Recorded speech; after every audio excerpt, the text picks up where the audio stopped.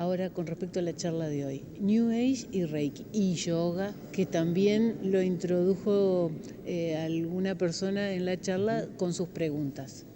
Sí, bueno, por eso digo, es muy difícil de explicar todo en una nota, sobre todo Muy brevemente, breve, porque puede generar más confusión que claridad. Lo que yo recién explicaba, que una cosa es el movimiento espiritual, filosófico, religioso, que no religioso, que es la nueva era, que trata de mostrar todo un sincretismo en la línea de la doctrina y del pensamiento, o sea, una mezcla de un montón de elementos que son espirituales, pero que no es una religión, pero sobre todo basado en las energías y algunas cuestiones así.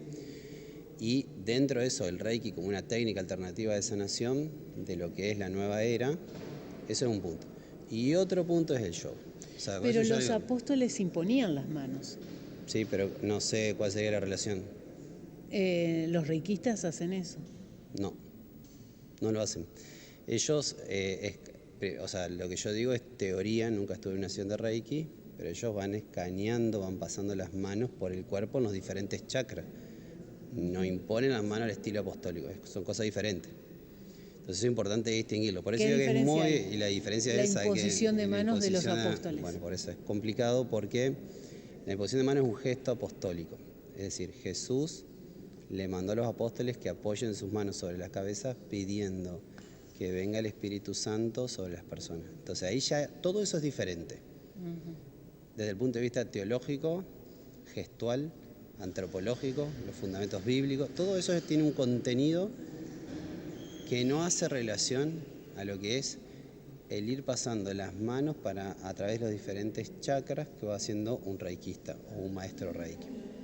¿Por qué? Porque el sentido de la doctrina y el sentido de la práctica es totalmente diferente en cuanto a lo energético, en cuanto a la espiritualidad individualizada, en cuanto etcétera, etcétera, etcétera. La Iglesia no reconoce las energías, que somos energía, que, por ejemplo, una piedra puede tener alguna energía en particular que nos pueda ayudar a algo. La Iglesia habla de Jesucristo, que nos amó, que nos salvó y que murió en la cruz. ¿No somos energía? La Iglesia habla de Jesucristo, que nos amó, nos salvó y que nos ama y que Él es nuestro Salvador. ¿Qué son estas mandalas, los atrapasueños y estas cosas que tenemos de adorno? Hay algunos elementos que son de ornamentación que los principios, o sea, por eso nosotros decimos una vía indirecta de poder llevar un mensaje de la nueva era. Cuando yo digo eso estoy refiriendo de que la ornamentación, la música, la literatura son un camino indirecto de ingreso de la enseñanza de la nueva era.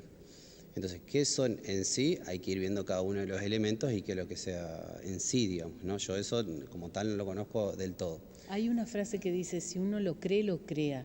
Si uno no cree en eso y tiene igual esos adornos en la casa, ¿afectan algo? Afecta en el sentido no espiritual, sino educativo. ¿Al resto de las Porque personas que lo pueden ver? Lo que forma una persona en términos humanos es el ambiente. Y entonces en ese sentido afecta, pero no directamente en lo espiritual, pero sí afecta en lo educativo. Por eso nosotros en principio desaconsejamos toda práctica que no sea cristiana, para un cristiano católico. ¿El yoga? El yoga tiene tradición budista, no hace relación directa a la nueva era. Por eso digo, el contexto más amplio es que la nueva era utiliza elementos budistas e hinduistas, pero son cosas diferentes. Entonces, ¿podemos hacer yoga? La respuesta a la pregunta si podemos hacer yoga, un cristiano en principio tendrá que preguntarse, por eso lo dije recién en la charla. Para mí es más amplio que la pregunta sin evadir la respuesta, sino es más amplio que la pregunta se puede o no se puede. Nosotros los cristianos no somos budistas. Ese es un primer punto y una distinción que hay que dejar en claro. La práctica del yoga en sí misma tiene tradición budista y busca relajar, busca estirar, busca la parte también de la salud física y también en algún sentido emocional. Y en ese sentido es bienestar. Hasta acá lo que tiene que ver con la tradición, digamos, del yoga. Entonces, en principio nosotros decimos, bueno, bienestar emocional no tiene que ver con bienestar espiritual. Nos lo decía recién en la charla, tiene que ver con cuestiones mucho más amplias y en principio un cristiano no debería inclinarse a practicar yoga porque es cristiano, debería, si está buscando un bienestar físico, emocional, hacer pilates, buscar algo que sea un poco más de la línea de la ciencia y desde ahí ir encaminando, ¿no? Pero es importante plantearlo al tema de los fundamentos y no dicotómico. O sea, esto no es una guerra entre el cristianismo y el budismo o entre el yoga y el cristianismo. Esto hay que entenderlo bien y por eso me parece que es muy difícil de poder expresar Tan ahora. brevemente. No se puede, porque podría ser recontra mal interpretado y creo que sobre todo hay que captar bien los fundamentos de cada una de las cuestiones, digamos, ¿no? Por último, usted habló de los dones que tienen las personas, mencionamos al Padre Ignacio y mencionamos también otra nueva persona que está imponiendo las manos o, bueno, curando en Rosario. ¿Cómo distinguimos entre uno y otro? ¿Qué viene de Dios? ¿Qué no? Sí, el discernimiento le compete a los obispos como autoridad, digamos, de la Iglesia en la línea directa, digamos, ¿no? Eso es tarea que lo tiene que hacer la autoridad de la Iglesia, siguiendo fundamentalmente los criterios de discernimiento. ¿Qué es de esto que está viviendo esta persona o haciendo esta persona? ¿Qué de esto viene de Dios? Y entonces ahí aplica toda la sabiduría de la Iglesia en los 2000 años que tiene en un montón de cosas, ¿no? Desde los dones espirituales, la bondad, la amabilidad, la caridad, la humildad, o sea, se usan un montón de criterios que son todos altos, buenos y que le hacen bien a todos, ¿no? Pero eso es función y tarea del obispo diocesano. Entonces, a nosotros no nos toca distinguir y nos toca juzgar sobre determinado tema de las personas o de los dones que están en estudio, digamos, ¿no? Eso le toca a los que están ahí, se arma una comisión, entonces eso se estudia y lo tienen que hacer ellos, digamos.